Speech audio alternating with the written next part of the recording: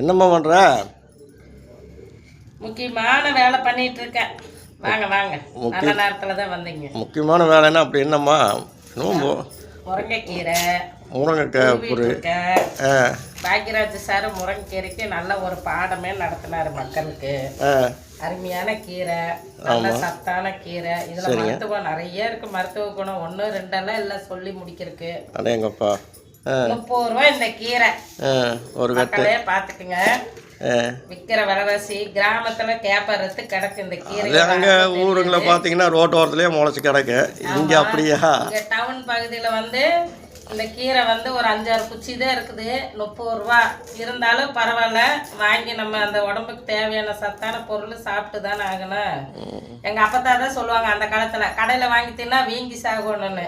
வாங்கி தின்னு வீங்கி சாகு. ஆமாம், எந்த பொருளே வீட்டில் சொந்தமாக இல்லை. இது இல்லைம்மா, இதில் வந்து இன்னொன்று என்னென்னா, முருங்கைக்காய் ஜூஸ் போட்டு அந்த கீரை ஜூஸ் எல்லாம் குடிக்கலாம். அதில் நிறைய சத்து இருக்குது.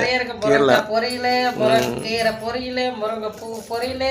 அதே பாக்கியராஜ் சார் சொல்லிட்டு சொன்னார்ல அந்த படத்தில் முந்தாணி முடிச்சல.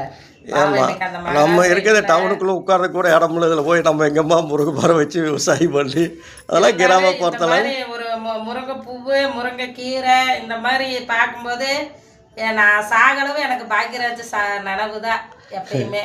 மற்ற கீரை பற்றியும் கூட அந்த நினைவு வராது இல்லையா? அவர் ஒரு உதாரணம் கரெக்டாக அந்த படத்தில் சொல்லிட்டு போனார்.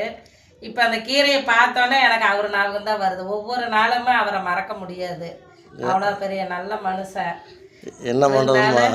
என்ன பண்ணுறதுமா நல்ல மனசு இருந்தால் வருத்தமாக இருக்குது. என்ன பண்ணுறதுமா நல்ல மனசு இருந்திருக்கலாம்.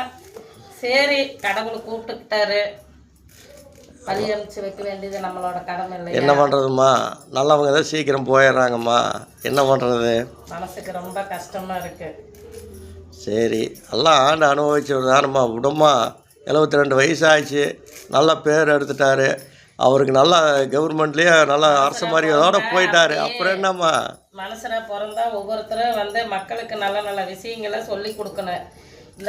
இன்னைக்கு நம்ம இந்த கீரை எடுத்தாலும் அவர் ஞாபகம் தானே வருது. இந்த கீரையோட பெருமை என்னன்னா, சத்தானது அது இது நிறைய சொல்கிறாங்க. ஆனால் அதெல்லாம் கூட ஞாபகத்தில் வர்றதில்ல.